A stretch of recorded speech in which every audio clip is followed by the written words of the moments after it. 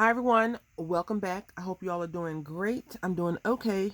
Today I thought that I could do some start to finish projects with you. I have a few stamped out flowers that I stamped out, and I figured we can just stamp them out, color them together. I'm going to fussy cut them out, and then I'm going to put them on a card, and we're going to make a few cards. This may be like 4 parts, maybe 3 or 4 parts. It depends on how much coloring I do. I think I'm gonna do one flower. I have 4 images, like I said, already stamped out, and they stamp out really well. I got this stamp from um, overseas. So yeah, I really wanted to get a big flower like this, and I'm thinking the next time I stamp this flower out, I am going to stamp it out and then cut pieces out and layer it up like these the leaves portion. I probably have stamped the flower out, but I've already cleaned it off. So the next time I use this or any flower, I think I'll cut it, stamp it, and then just cut pieces out. Like this little piece right here could be layered, just random layering pieces. Because I feel like this is a good layer flower. So what I'm doing, I'm just tracing, tracing the black lines. I thought about stamping it in color, but since I want to do one red and one pink and a yellow one, I think. I didn't want to stamp and change the ink, and I didn't really know how it was going to stamp out, so I'm excited it actually stamps okay. And looking at this flower, I think you probably could draw a flower like this. I'm sure some of you probably are like, yeah, I draw mine all the time. But I think with the lines and the way it looks, because now it kind of looks a little bit odd, I am using just some Firefly markers that I picked up from Tuesday Morning, but you can use any kind of marker. They are alcohol marker, and I'm just using some Prismacolor pencils. And I wanted the colors to be similar, but I felt like I needed the marker to probably just stand out and be a little bit bolder than the actual color pencil.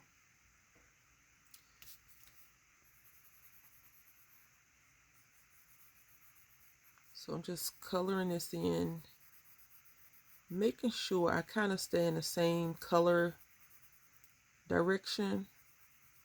Because I usually color in circles or either straight lines, and then sometimes I'm all over the place.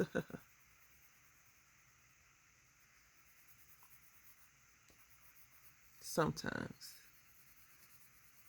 I think I've told you before about how my son holds his pencils and pens, holds anything he puts in his hand. He holds it so crazy. And I'm just concerned, I'm a worrywart when it comes to my little guy. So I'm just, well, I'm not really too concerned. I feel like he'll change the way he holds his pencil, because I used to color like this and all this mess. So, but he's a righty and I'm a lefty. So I told his dad like 3 or 4 months ago, I was like, you have to show him how to hold his pencil right. But then I'm like, maybe you hold your pencil funky too, like an odd way. Because he tries to do things the way I do them since we're around each other mostly. He'll try to do stuff lefty, but then he'll go back to doing right-handed stuff. It's just so cute to see him, balance those colors out, those hands out. Okay, so we're going to use this right here, this color, and this is called Crimson Red, and this is called Apple Green. And these two colors are Vivid Green and Geranium, in case you're interested and wanting to get like the same kind of color effect, which, green and red is basically what I was going for. A green that I liked and a red that I liked. I'm just coloring over some of those little spots.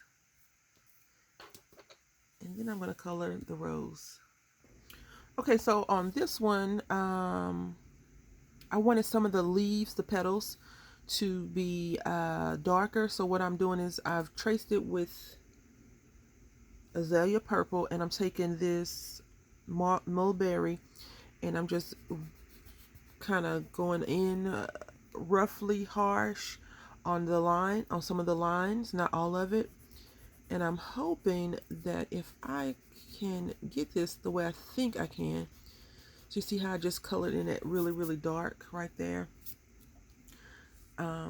I guess it's kind of like some shading, but not real shading. I just want the petals to be a little bit darker. That's all I'm saying. And now what I'm going to do is I'm just going to lightly, like I did that, just color over it after I sharpen the pencil. So I'm using rose and pastel pink, and I did the same thing with the lines. I've already colored in one shade, and now I'm just going back over it, and I'm doing a, so first was this way, and now I'm kind of doing like a little circular motion to cover, fill in every nook and cranny, and I think I'm trying to do it very systematically. I won't be able to tell until like later on once I finish and I look at it, but I'm going through each petal and I'm just doing that like so, each petal, not like I normally do. And so if you can see the difference, like this is a little bit lighter and then the petals are darker, so I'm doing that with those. Each rose that I've colored so far has a different feel and technique, and on the last rose I think what I want to try and do, I'm going to take 2 different markers, because for me I think marker coloring is quicker, a lot less fussy. It lays down color quicker, faster. I wouldn't say more efficiently. I think that depends on the person versus the actual tools that you're using. If you've ever watched like artists, I'm just going to turn it around so it's easier for me. When they use color pencils and they say, you know, expensive versus cheap, a duplicate of this, blah, blah, blah. And they do it in the picture. Both of the pictures are beautiful, but you can see how they rant and rave over the more expensive marker or more expensive crayon or the more expensive color pencil or watercolor or whatever. And I think it does have to do with experience, because, you know, inexperienced people like myself, we just get on and we color. And I always tell people when they say, I can't color. And I'm like, you can, you just got to keep coloring. You know, a little bit of research or some maybe classes that you attend. If you're really serious about learning how to color, they have lots of free coloring classes. They have free like Copic coloring classes, free Prismacolor coloring classes. So they have them even on YouTube. You can just type in beginner color pencil or beginner marker, alcohol marker classes, and they have them. And some people have it where they have, you know, like I guess the top brands or the more common brands, and they show you how to make a picture go from one way to another, you know, very pretty, and it's very nice to see. I always like to look at those, and then, you know, over time you'll learn what you want to do and how you want to do it. This color is way stronger than the pink pastel, the pastel pink, because you can barely see any of the lining on there. I may have to keep that in mind for next time. Maybe this color was too dark, and maybe I just went over the lines a little bit too harshly. But I'm thinking over time maybe they'll pop back out. I don't know. We'll see. So on this one, I'm hoping it comes out right. I use Brilliant Blue to make that dark, dark blue. These two are markers, and that is Pale Green, the lighter color, and the Vivid Green is the darker outline. And so now we're going to use this Pastel Blue, and we're going to see if it will work. And I feel like it's so color so harshly. I don't think I like it. I think the blue is not the color blue I like, even though these are the same colors almost. Let's see. That's just as bad. But we're gonna go ahead and go through with it. I'm thinking I should use this color, which is baby blue, on my lines, and maybe the pastel blue on the flower itself. Because I'm thinking these lines are too dark. I don't want to go over the paper too many times with different color markers though, because this is just regular Michael's 65-pound paper, I think. I don't even know if it's 110. I think it's just 65. It may be 110. But it's the Recollections brand that I think, it's not super thick. I think the 110 cardstock from Joann Fabric is the thickest of the 110s, if that makes any sense. So, I mean, it looks okay, but I think that the blue lines are definitely a little bit harsher, deeper, darker than, right here. This looks good in comparison to the blues. So that's just something to keep in mind for future reference when I do this project. Again, I just wanted to see how, I can color this in very quickly. And, when you use alcohol markers, especially, the more you go over a particular spot, and this is what I learned, so I'm just repeating what I learned and what I've experienced. It gets darker versus staying that same color. So the more you go over it, the more you change the richness or the deepness of the color. The color goes on really well though, in my opinion. No issues, and it actually covers up that pastel blue really nicely because this is a little bit darker. So just for future reference, I think I should have just did like a quick little swatch to see how it would look going over versus just going in and no experimentation. But sometimes I don't think properly when I do things like that. All right, so let's go ahead and see what the next step will be. So these are the completed images. I told you we had 4. This was the first one, second, third, and fourth. And I think I like this one the most and that one. I like all of them, but you have to have favorites, not like kids, right? You can never say which child is your favorite child. So the way I fussy cut is I just cut out the big junk first. And I try to get as close as possible without actually cutting into the image. So that's how I do mine. And then I just go in and I cut out I do the detailing.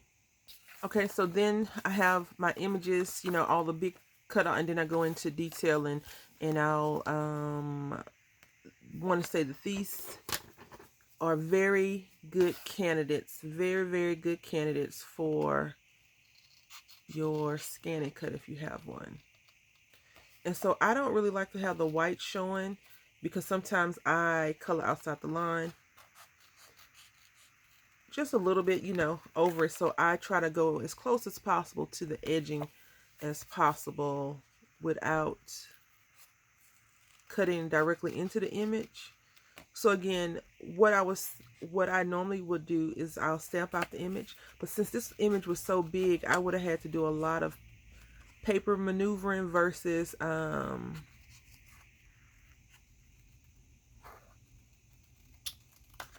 one sheet and stamping over. So I would have to do a lot of paper maneuvering. And since I did cut it out, I cut down one sheet of paper, made it 4 images. I could have just put it on a scan and cut it and did it like that too, but I had already said in my mind, I was like, okay, you're gonna do some scissor work today. And then I just go back over as I'm doing mine to cut out some white, and then I'm going to ink up the edges. So I'm going to go ahead and do all these, and then we'll come back and do some assembly. Okay, so here we are all all colored, fussy colored out. My new thing. For a while I was going crazy over craft color paper, and now it's the 5x7. So I cut 2 sheets of Martha Stewart down. I do believe there's a trick to getting more 5x7 pages out of a 12x12 sheet. I don't know that trick yet. I'm going to look it up. I think I can go to Pinterest and look it up, or type it in the comments. In the Google search. But on one sheet, this one, which is funny, the lines are different. I got 3 5x7 bases for myself, I think I'm gonna use this one. And then on another one, I only got 2, which is this color right here. And there was a swan on the other side. Now the problem is, because you know I am super prepared and I always come to my workstation with everything in hand and ready to go. I don't have a sentiment layer piece. So what I did is I had cut some of these little tags out a long time ago on my scan and cut, because I was, you know, I always try to bring some pieces up because I do this all the time, run out of things. These two I like a lot. I think those will look good, not on this paper, but on this paper, because it gives it a little bit more dimension and different color. The problem is I'm going to be using this thinking of you sentiment, and it will not fit on there. It only will fit on this, and I only have 3 of those. And I want to keep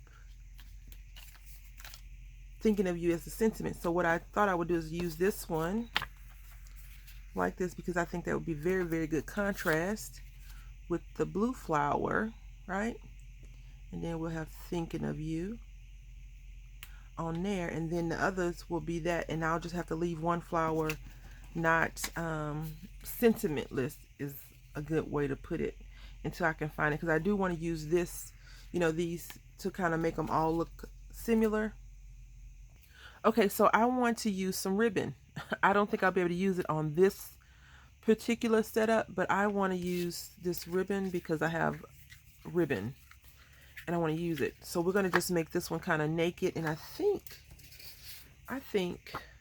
the ribbon will go better with this one. I'm hoping. Let's see. I think that will look good, actually. Little dots, something a little bit out of my normal quote-unquote comfort zone. I'm going to use brush corduroy. I think, again, this would be a little bit odd, off a little bit, different. But I think that it will do what I feel like it needs to do. I'm going to cut this down some. So just going to get in there. Do you have a favorite pair of scissors? I know that My World in OKC and Sandra Crafty Mom, they always talk about a specific brand of scissor that they use. I, of course, even though I've been doing, you know, YouTube for a little bit now, a few years, I always tell you, consider myself to be new, because I don't know some of the new stuff as well as some of the old stuff. I have tried to jump off of the Me Too bandwagon when it comes to, you have it, I want it too. Me too, I gotta go to 50 stores to get this one thing versus just being happy with what I have. Now, don't get me wrong. If someone posts a label alert and shows where you can get 20 things for 2 cents, I'm all over that if I really want to get it and need it, or want it so badly that I feel like I need to have it or I can't live without it. But for the most part, like I do still like to watch haul videos. Even though I'm not big into going and buying all the stuff anymore, I do enjoy watching them because I like to see what the people purchase and what's available at the store to let me know whether or not I need to go to the store, as well as I can't wait to see what, you know, people make. Some people do haul videos and they show you their creations, which is cool. And then other people do haul videos and they give you ideas. Like they'll say, you know, I bought this paper pad, I'm going to use the whole paper pad for this or that. Like I have an idea. I found a paper pad at Tuesday morning that was on clearance. And I have just been kind of scouring Pinterest a little bit to see if I can make my thoughts come to fruition. And if I can, I'm going to share that with you, because I have went crazy and bought a few packs of those card bases, and it's only 50. And when I think about it, I tend to make I try to make at least 3 to 4 cards per session. So if I make 3 videos in a week with 3 to 4 cards, let's just say I do the low end, that's 9. And if I do it for a few weeks, then I've already used those 50 things up. And you know me, I'm not always going to do it right the first time, so I'll have a boo-boo. or error on there. So now what I'm going to do is I'm going to go ahead and ink up all the other ones, but I want you to see the intention of this. And I think I need a new paper trimmer because for some reason my lines are coming out way more crooked than normal. I think that little line that's in the thing is jacked up or whatever, but I'm sure it's probably operator error. So I'm going to go ahead and get everything inked up and then we can do some assembly. I just want to share with you really quickly as I'm inking up, I'm taking my brush corduroy and I'm just rubbing over this flower to give it a little bit more of a different look, I guess. The look, I don't know, but I think it looks good. So you can see kind of two variations inside of it, which is three because this is the one I told you I wanted to do the edging and then the light coloring on top of it. So I'm just doing that, which I think it looks good. I think it looks better now. You can let me know how you feel in the comment section. All right, so I do recommend if you are making cards, more than one card, unless it's like an intricate card.